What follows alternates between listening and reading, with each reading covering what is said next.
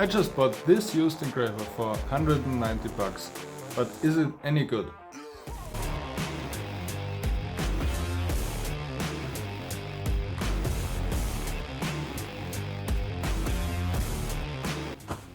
Hey guys, and welcome back to another video. Today I'm gonna show you my new X-Tool D1 engraver that I got used.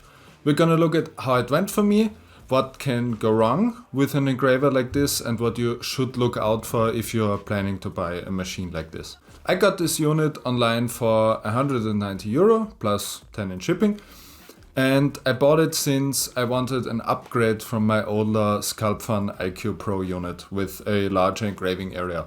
And since I also saw that the X-Tool, the first party software, was supposed to be pretty good, I wanted to try it out and was looking for a machine like this, and I found one that's, I think, pretty nice. It's a 5-watt model, although I'm getting my hands on a 10-watt module, and it's also the non-pro version, so it does not have limit switches, it does not have first party air assist support, although you can get it as an add-on.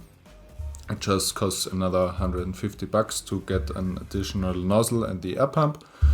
But other than that, feature-wise, it is pretty similar to the Pro version. It arrived in its original box, so the seller had to take it apart. And this is actually where one of the first problems came up, because the seller took it apart way more than he needed to, and then it comes from the factory when you buy it. That meant that there was no manual how to assemble it. What he did, he take apart the gantries and this roller and the belts. These usually should stay in place when you buy one new. But he took all of this apart and also the feet. And I mean, it's not that complicated to put it back together. But this is just something you need to be aware of. When you buy a used machine, there is the possibility that the seller screws something up or makes your life a bit harder. And yeah, it's just something that can happen. Even when your machine comes in normal, it's still important to check a few things before you fire it up. First, the belt tension. If you need to assemble it first, then you will do it automatically. But if you don't, it's still very important to check them, because it can very easily damage the machine. If one of the belts is completely loose, it wraps around the drive shaft and then snaps, and yeah, you gotta need to find a replacement, and it's gonna be very annoying. Then you need to take off the laser module and look at the lens. When someone sells a laser engraver, it's very likely that he had it laying around somewhere for a few months because he stopped using it. So that means a lot of dust gathered on the machine, and he may never actually have cleaned it. He may have used it to cut something that he shouldn't. And the laser lens can be very gross, and this can super quickly damage the lens or destroy it completely. If it is covered in a layer of dust and you fire it up, the laser hits the dust, heats it up, and then the glass melts. It's the same principle as we do when we engrave glass. We put something on the glass, the laser hits it, and it hits the glass to the point where it melts. If this happens to your lens, it's gone. And while you're at it, while you're taking off the laser module, you can grease up these steel rails here. There's one on top and on the sides where these rollers roll in. Also on the bottom, inside the gantry, just grease it up. I'm using some Teflon grease, very light. It's more of an oil. But since I saw it came with some thicker grease, you can use it too. I don't think it's too important. Now, what can actually go wrong when you buy a used laser? And let's say it just doesn't work.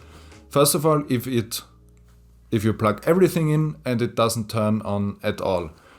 The only thing I could imagine is that the seller may have packaged the wrong power supply, and the plugs just happen to line up. But other than that, I don't really think a lot can be done in this case. If it's not the power supply, you may want to make use of some bioprotection. If you're very good with electronics, you can maybe look at repairing the mainboard. Maybe the SD card isn't properly inserted. It has a micro SD card, and a lot of the other machines as well where the OS is running on. This one may have failed. and you need to buy a new one and load a new OS on it and then plug it in. If it's not the OS, if it's not the power supply, then your motherboard probably is just broken and you need to get a replacement or get a refund from the original seller. If it's not the mainboard though, I don't really think a lot can go wrong with these. It is super simple in construction. It's just 2 stepper motors. It's 3 belts, 1 on each side and 1 in the gantry. And yeah, that's it. There isn't much to this. Now, obviously the lens can get broken if you get like super bad engraving. It could be the lens. You may need to replace it. But yeah, there isn't much to these machines. If the gantry isn't bent, and I don't think you can bend one of these unless it's like a very bad shipping damage, but I'm pretty sure you're gonna see it on the box if it gets dropped this hard that it bends one of these aluminum rails, because they are pretty beefy. There isn't much that can go wrong, so I can in general definitely recommend buying one of these engravers used. At last, for which brands should you look out for when buying a used engraver? So because you're buying used, there's always the possibility of a great deal coming up, so you should definitely be open for different brands. But before you pull the trigger, make sure you either can get first-party support and replacement parts from the original manufacturer, or at least from third-party sellers or maybe the used market on eBay. For me, with Xtool, first-party support pretty much dropped. They only sell enclosed systems now in my area. However, there's a lot of used stuff and a lot of third-party sellers, so that makes me comfortable buying one of their units. But for different units and your area, you have to check for yourself. Just Google before you message the seller. Another thing to look out for is the possible upgrade path. For this, for example, the Xtool D1 Non-Pro, it does not support the IR models and it does not support the high power diode lasers. I think 20 watt is the strongest one here.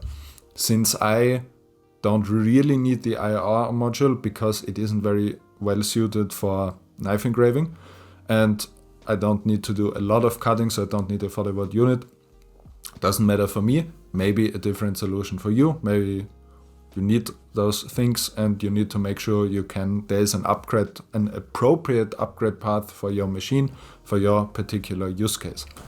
That was already it for this video. Stay tuned for the next one, because then I'm gonna build a custom enclosure for this thing with an engraving station, with interchangeable template boards, protection from the laser itself, and also some fume extraction and fume handling to make me be able to use this thing in my apartment without stinking the place up for a week. I hope the video helped you. If it did, then consider subscribing and giving the video a like, and then I will see you on the next one. Bye bye.